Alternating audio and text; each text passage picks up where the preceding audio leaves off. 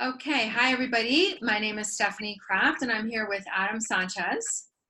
Hey everyone, thanks for watching. So, this is our next video in our narcissism series. This video is about how to respond to narcissism and deeper insights. And the deeper insights is what Adam is about to read. He did a writing on his path and journey through this experience and healing through this experience and more awareness that he's brought into what is involved in this type of dynamic. So, Adam, why don't you go ahead and begin your reading? Thank you, Stephanie. Yeah, I'd love to. I spent much of my life alone, and even though I've also been blessed to experience love and connection, I have also experienced, in at least equal measure, or perhaps more, senses of isolation and hopelessness, and a true test to my belief and own state of humanity. I was probably about 5 to 7 years old when I first started to recognize that I had a fear of people, though I didn't understand exactly why at that time. I felt so alone that I thought the only way for me to feel better was to take my own life. Isolation is one of the most painful things a human being can experience because innately our hearts know that we are meant to be connected. But so often the slings and arrows of life's experience and the challenges in our relationships or communications can leave us feeling wanting and even yearning, especially when we experience more pain than connection. The thing about pain is that it can actually be dangerous and even contagious, particularly when we have been systematically programmed to bypass, deny, and ignore pain within ourselves, our own psyche, and society at large. This is what I was only subconsciously present to at that first time that I wanted to check out of life. I was aware of my own pain and how it was growing, particularly through my interactions with people, their rejections, judgments, and even projections, though I had no idea then, in my newly developing mind, what that truly was. I was also keenly aware of the pain within people and their ability and tendency to disown or displace that pain out into their environment or onto people nearby. This also meant that I was aware of the occurrence of my own pain from the subverted pain of others, which grew into an ever expanding fear of people, leading me to willingly start to separate, distance, and disconnect myself from even more from others, despite the fact that deep in my heart, I longed to be closer to them more than anything. When I discovered at 30 years old that I had been slowly growing cancer in my body the whole time, and that it had culminated in stage 4 Hodgkin's lymphoma, I had done enough psychospiritual work to know that my emotions were connected to this manifestation.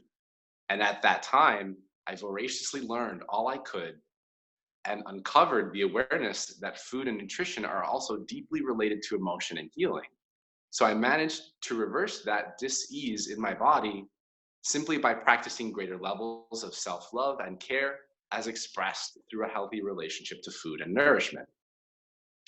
Despite the staggering simplicity of this powerful perspective, it left me more isolated than ever because most people couldn't relate to or fathom such reality, to the point where even the closest people in my life vilified me instead of supporting me. And so my fear of people took on a whole new depth. It was at this time that I started to see beyond the surface of things and realize that something was profoundly wrong. And not with myself as I had feared or imagined for most of my life, but with the world and its operating systems themselves. That the common person or belief would be so devoid of compassion or so ungrounded in reality left me stunned. I found myself doubting every single connection I had ever had, and even doubting the existence of love itself. I saw each and every single person's capacity, including my own, for fear, hate, projection, envy, and darkness. I saw everyone relating to life and the world from the shadows and their own perceptions projected from pain. which explained why they couldn't see my own pain or anyone else's, and only added to it when it was presented to them 9 times out of 10. This mechanism of denying one's own pain and projecting it, thereby perpetuating it out into the world, is the fundamental mechanism of this systemic parasitic psyche, which I call the narcissism.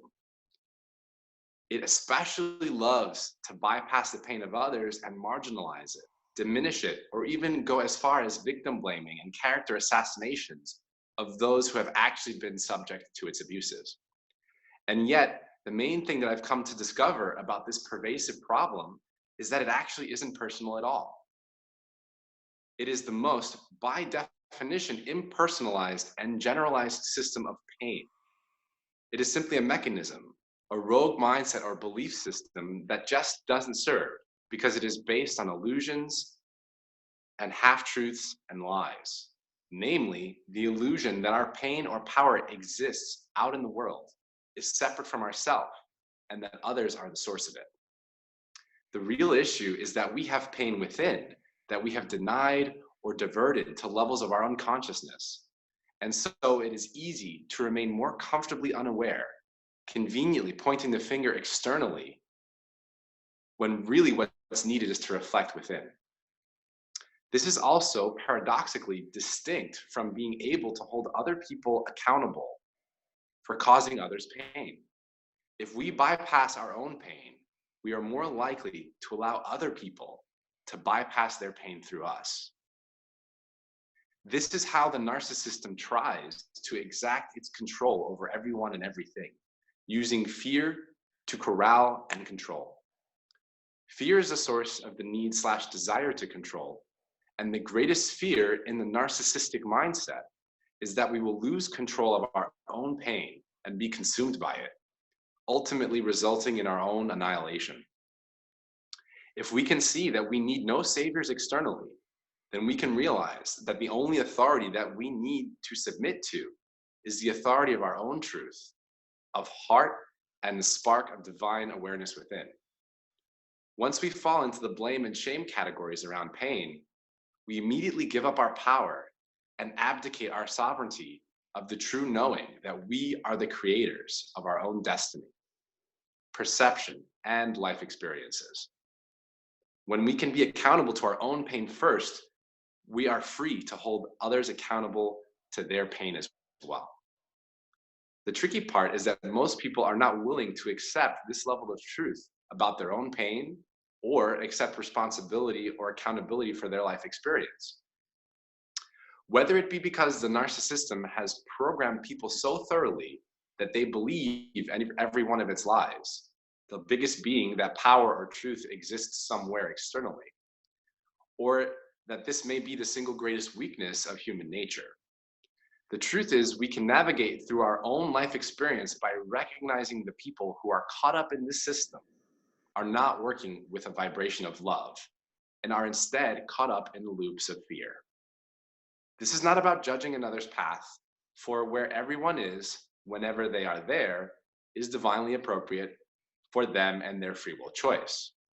But the thing that I'm finally learning now, after confronting years worth of my fears of people, connection, and relationship, is that what's most important is staying centered in the knowing that I am indeed connected to the divine, and all others, especially those that recognize that truth in themselves as well. Those are the people to align with and greater manifest my own life purpose of connection and oneness, thereby busting the narcissism. And anyone who is holding an intention or agenda that is outside of or against this is not a person for me. I no longer have to be afraid of the darkness or gaslighting or sabotage of those stuck in their own narcissism or how they project that onto me. I know who I am, and most importantly, who I choose to be. Sending all agents of the narcissism love, blessings, and even gratitude for teaching me the value of the true divinity within me. May we all awaken to both the light and the dark inside of us and choose consciously who we wish to be.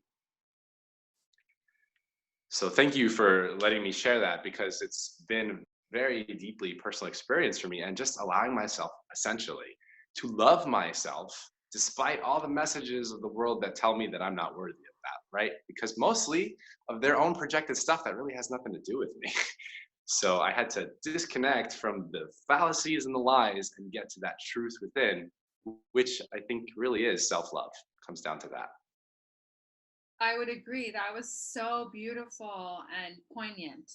Mm, I'm thank really you. glad that you read that, so that everybody could hear it and ponder the depth of all that's entailed. And let's definitely talk about self love. So, you and I were chatting just before about we feel that to begin the process of distancing oneself from a narcissist, we really have to begin with self love.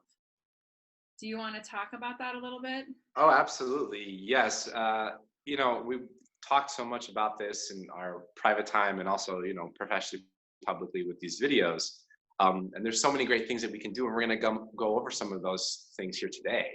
But I think you could say it's almost like a panacea, right? I mean, the spiritual teachings do teach us that love is the greatest force in the universe. And, whether you subscribe to that or not, maybe a personal choice, which I think it really does come down to choice. But that's the thing, right? If it's as simple as choosing love, well, it's worthy of exploration at the very least, right? So, what does that mean in a practical sense? Well, if we're faced with a narcissistic scenario, it's ironic, because the idea of narcissism is that Narcissus, this ancient Greek story about, the flower, the narcissus flower, was named after this person who ended up falling in love with himself and his reflection in a pond. And it was self-love gone, haywire, basically, right?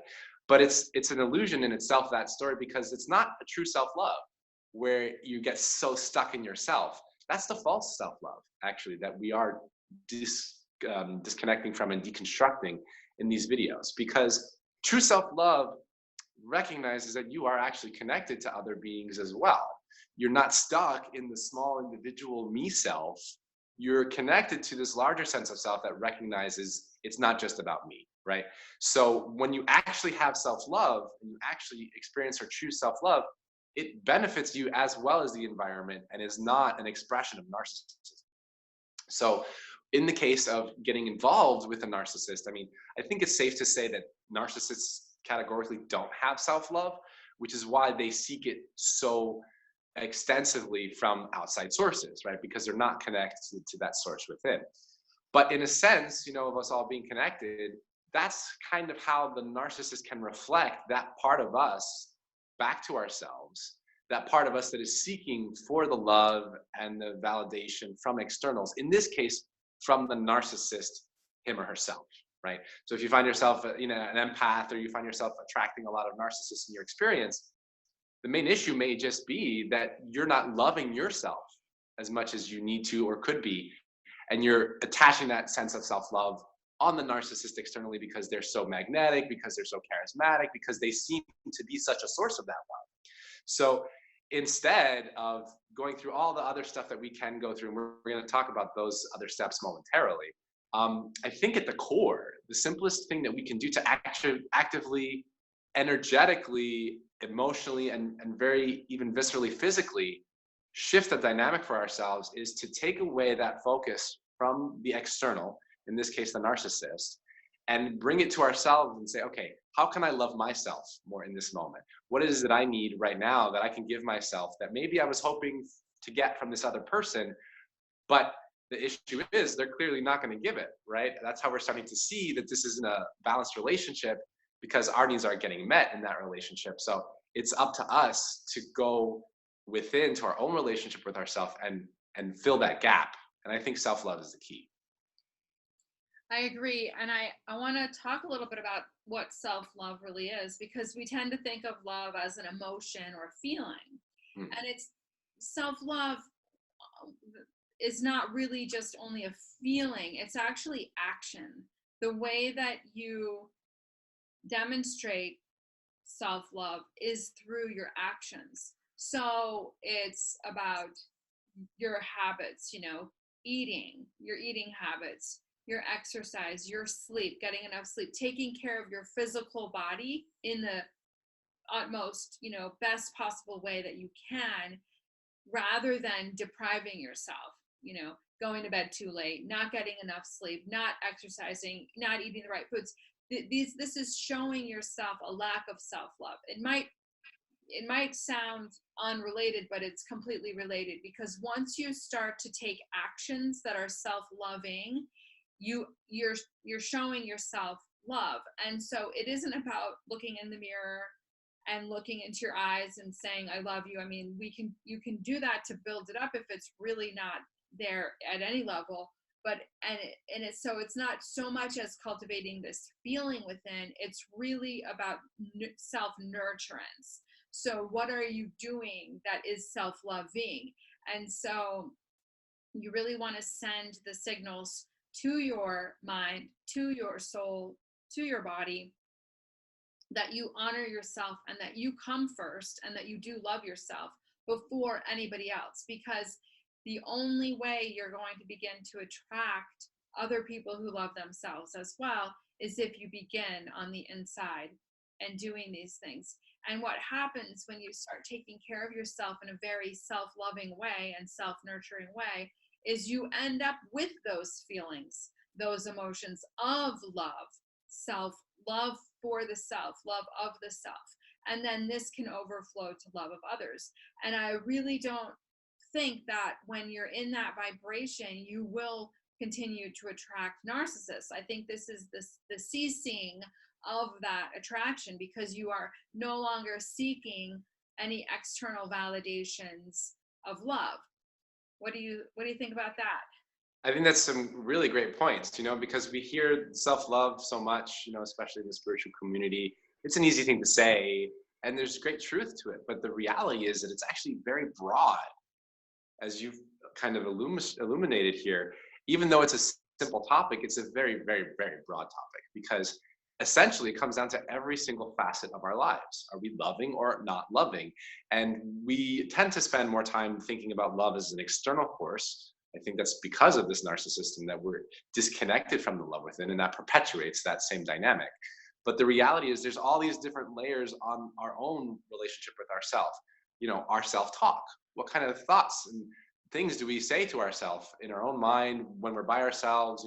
When we make a mistake, like, oh, do we start to just punish ourselves, or are we forgiving? Are we loving? Are we, setting healthy boundaries within ourselves? Are we following those healthy protocols? Are we actively giving ourselves the things that we know we need, despite, the challenges or resistance that may come up internally?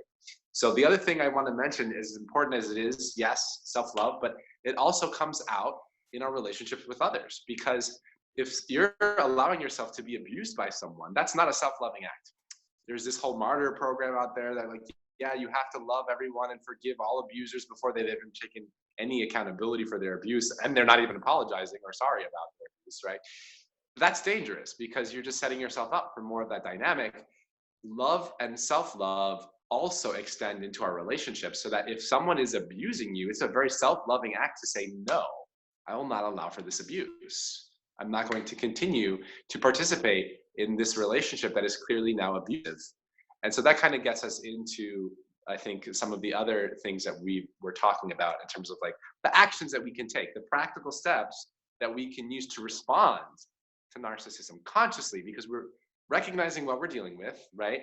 And so we can respond to the best of our ability for the best results, which I think will result in greater peace and harmony for ourselves at the very least, if not ultimately for the narcissist too, because we're holding them accountable. So I have some notes here that I'm just going to take a little look at.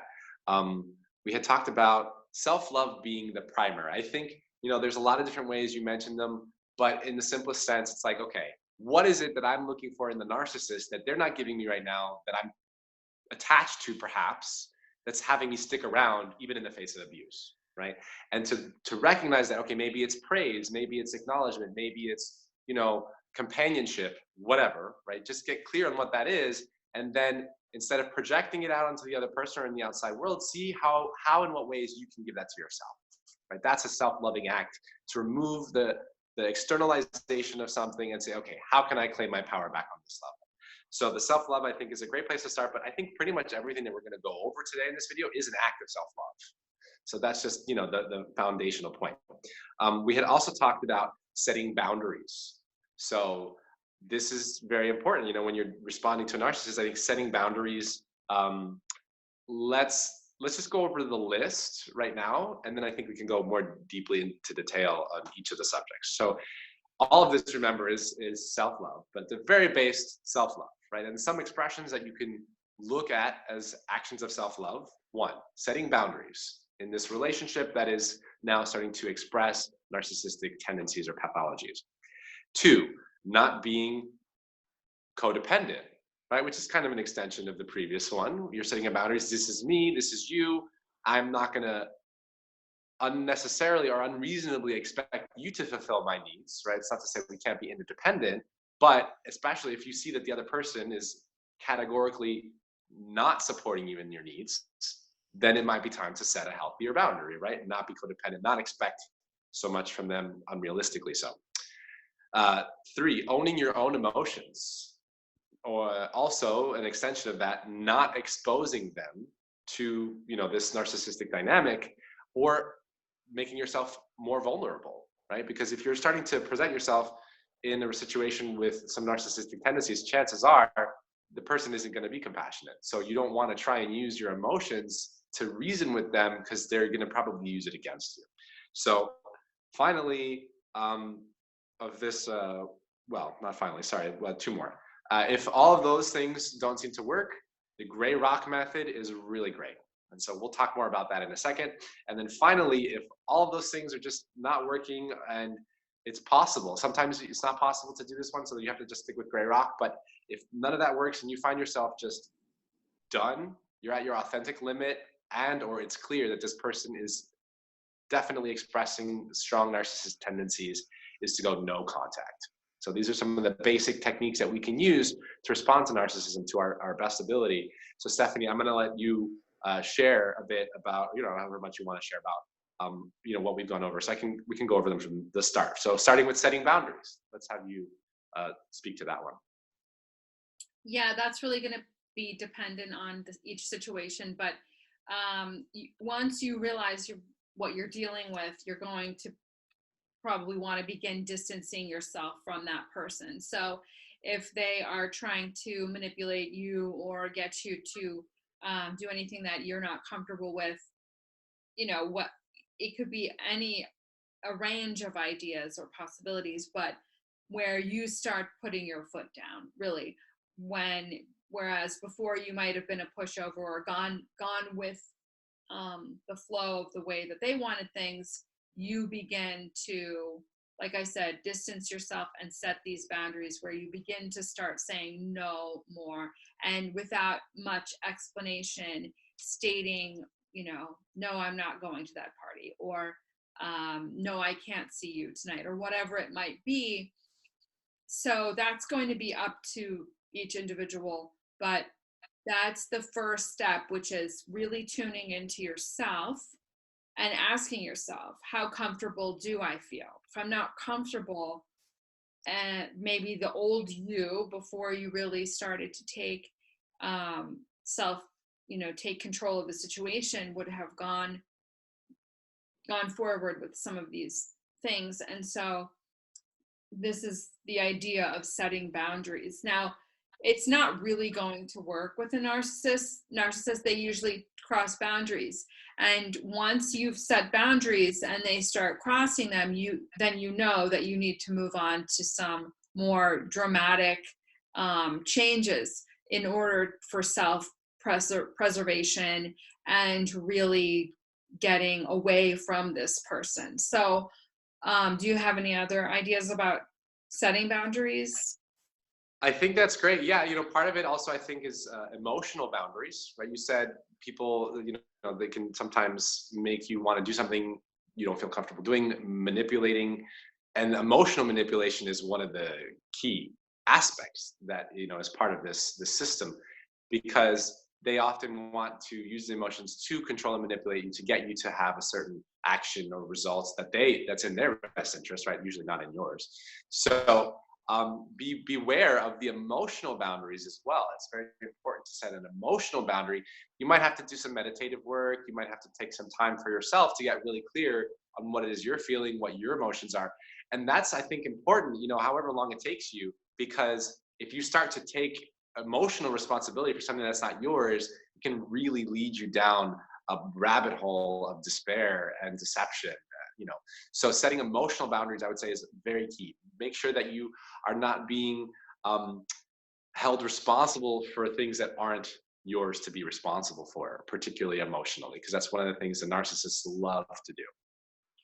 Yeah, that's exactly right. So this is about codependency, because a person who's codependent in a narcissistic relationship will tend to take ownership of the feelings that the other person has. So meaning that feeling responsible for another's emotions, because the narcissist will use that as a manipulation, and knowing that the empath or the codependent will acquiesce because of this emotional manipulation. So becoming really strong in yourself, where no matter how the other person feels, no matter how much they cry, no matter how many tantrums they have, or how much pleading they do or victimhood they display, that you are not going to fall for it. You are not going to feel responsible for their hurt, their pain, which is all manufactured.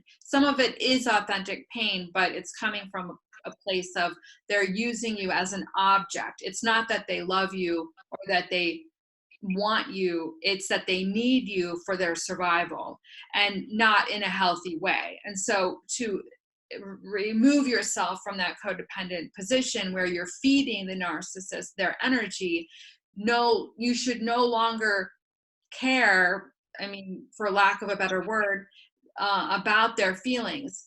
Your feelings have become now of primary importance. They're going to use, like you said, emotional manipulation to reel you back in once they feel that you are distancing. And so be prepared for that dynamic. I know people who have told their spouse they're getting a divorce. Well, all of a sudden, the spouse, who's been a stone cold rock, not giving them the time of day for 20 years, starts crying uncontrollably for weeks on end and can't live because all of a sudden their spouse is going to leave. Well, that's emotional manipulation. It doesn't mean that that person is suddenly going to turn into another person just because they're crying. They're crying because they don't know how to live without you, not because they love you, but because they're empty on the inside and they have no sense of self. And so don't fall for it, basically. So really recognize your own codependence. Do not feel responsible for another's emotions. Don't allow yourself to be manipulated. And I think this, might lead into gray rock. I mean, I don't know if that's the next one on the list, but you want to add anything to that? Yeah, we have a little bit of just about, owning your own emotions. It's basically the extension of not being codependent, right? And not exposing those emotions or your vulnerabilities to the other person. But there is one thing I want to mention about that, and we can kind of tie it all in together, I think. It sounds almost, dispassionate or like a lack of compassion to say, stop caring, right? But ironically, that is categorically what's required, because it's the mechanism of caring that the narcissist has relied upon for the emotional manipulation and domination and control. So if you allow yourself to fall into that or fall back on that, which for any sort of codependent or empath or people who fall into those kind of categories, or self-identify or whatever, it's having too much compassion, it's caring too much, having too much feeling, and maybe not enough logic or left brain or boundaries, right? It's the boundlessness of the oneness of universal love, which I love myself and I know about, right? But that's how I know I fell into the pitfall of not having enough boundaries and saying, well, no, I don't want to be one with the narcissistic pathologies because of look at what that creates, right? So that's a choice. On some level, deeper spiritual level, yes, we are all one. And also, I can learn from the narcissist in this particular way by being a little bit less compassionate because of my own self-survival and preservation and self-love, right? And it's appropriate since you know that the narcissist is not actually offering or generating true compassion. That's what defines a narcissist, right? Or someone, cluster B personality, whatever. When someone is caught expressing narcissism, they're categorically not being compassionate, likely with you. So in a sense, not to say that, two wrongs make a right, it's not that, but just matching that energy can actually help to bring a neutrality or a balance to the situation where you say, okay, I'm going to be a little bit less compassionate. That doesn't mean that you're totally dispassionate or that you have no compassion. It just means that you have more compassion for yourself first, instead of having more compassion for the other first. Because if you're having more compassion for everyone else over yourself, eventually that will lead to your destruction and your demise. It will lead to your death because you're not operating under at least a base level healthy self-preservation, which is what we need to, survive in this world. So especially, if you find yourself in danger situations, which, narcissistic pathologies can be very dangerous. I think honestly, this is at the heart of all the dysfunction in our relationships that we see is this narcissistic mechanism. So, and people die all the time from broken hearts or, murdered by their partners and spouses, all these things, all different expressions of the selfishness of the narcissism and, how it can express through us.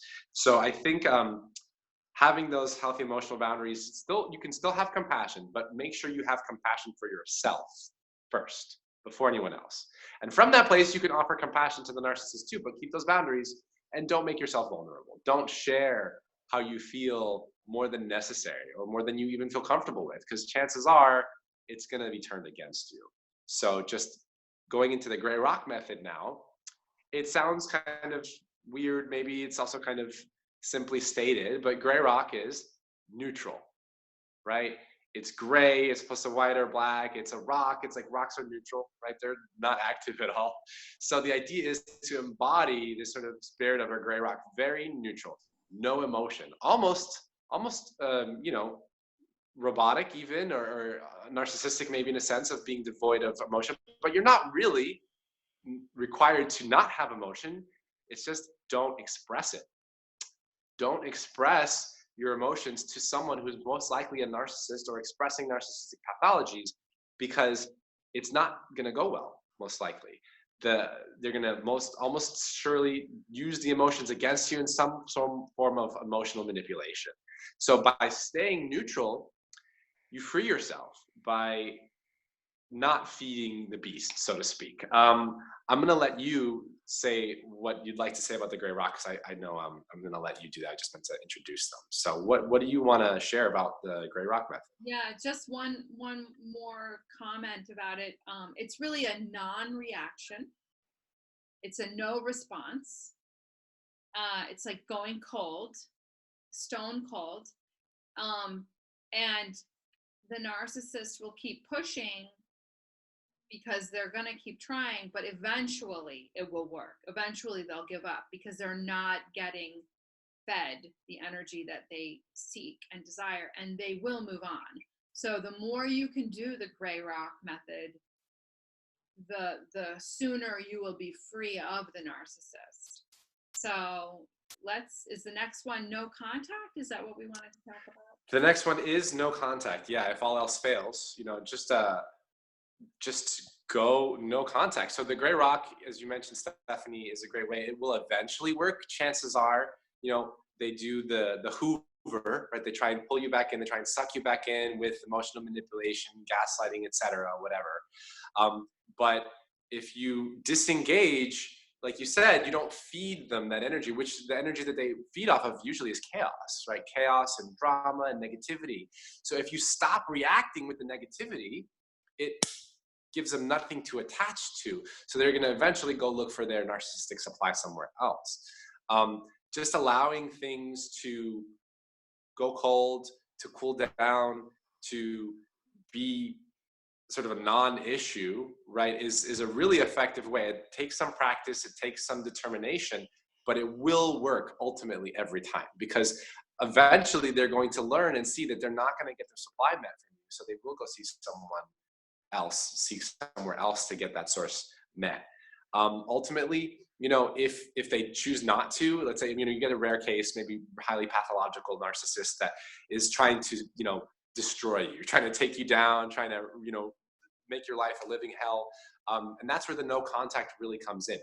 Sometimes with people in our lives, let's say you're co-parenting with a narcissist, or your child's parent is a narcissist, you probably can't go no contact because you have to have this person in your life, which is, an unfortunate situation, you might say, but it's also a great opportunity for mastery to do the whole no contact / gray rock. So sometimes you can probably not be in contact, and those times that you do have to remain in contact, you can stay as neutral as possible, not to give them anything else to feed drama into your life or your relationships, surrounding that person. So, and then sometimes, just ignoring them, even when they, are trying to destroy you. Even still, if you don't feed them the negativity back, the truth is that they don't have any of those powers that they'd like to claim over you, right? The only power they have is to make you afraid, which will then get you off your source, off your center, off your balance, off your sovereignty, and out of your self-made, self-loving boundaries. And then they can start to come in and manipulate the situation. But by staying strong in who you are, in your self-love and self-connection, and not falling into the fear-mongering, the manipulations of fear, you can keep your sovereignty even in the face of anything. And that's true mastery. So, the no contact can look, I think, a lot of different ways. But I think that's some of the basics that we can go over. And Stephanie, I'm sure you'll have lots or something to add to that. Yeah, I think that the way that Adam and I are talking about responding to a narcissist in this video is somewhat simplistic, because there are going to be situations that are much more complicated. So if you're married to a narcissist, and after 5, 10, 20, 30 years, you realize that they're a narcissist, and you decide internally that you need to get away, the processes that we're talking about, they're going to be much more drawn out, probably, because exiting a marriage can be very complicated, especially with a narcissist.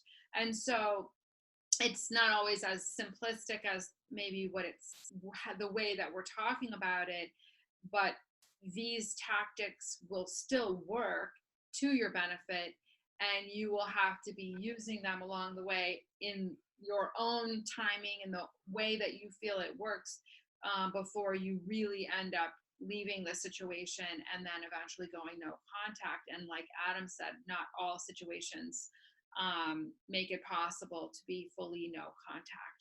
A lot of people struggle with having one parent who is a narcissist and the other one isn't, and they would like to maintain the relationship with the non-narcissistic parent, and they would really like to go no contact with the narcissistic parent, but they decide to maintain contact in order to keep the relationship with the other parent. And so this is a very complicated situation. So we understand that there are very deep complexities to these relationships. These can take months and years to extricate yourself from, and then also to heal from. In future videos, we're going to talk about healing from narcissistic abuse, but it's all intertwined. And so it's just, we know that it's more complex than we're actually talking about, but using these techniques over time as you're moving forward in your process can be the most helpful way to remove yourself from these kinds of situations. Yes, and thank you. Yeah, agreed. And the next video that we'll be doing is healing from narcissistic abuse and seeing its purpose or positive outcomes. So there's a lot more that we can say about this, of course. I mean, it is such a complex topic, but that doesn't change the fact, as Stephanie was saying, that the simplicity has a lot of power in it. The specific details of our own life's experience will be as varied as infinity, right? But these simple techniques can be applicable to pretty much every situation you find yourself in with a narcissist. So it's just to find out, which feels the most appropriate to you in each moment and use them accordingly. But if you use them and you continue to reuse them and practice it, just like any skill, right? It's like a muscle, you got to build it. It will become easier and easier to disentangle yourself from these narcissistic energies and do what I like to call busting the narcissism, right? At least in your own life to start. And then who knows, what we can achieve on a global scale once we free ourselves up from these crazy, literally insane manipulative energies.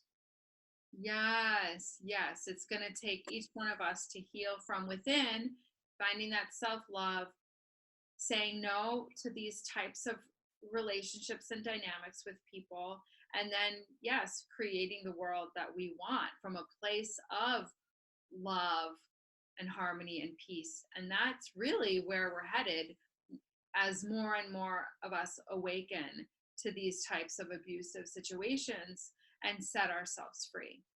Hmm. Perfectly said. I won't say any more. Okay, so on that note, then we will say goodbye and we will see you in the next video. Thanks again, everyone, for watching. Many blessings. Many blessings to everyone. Bye-bye.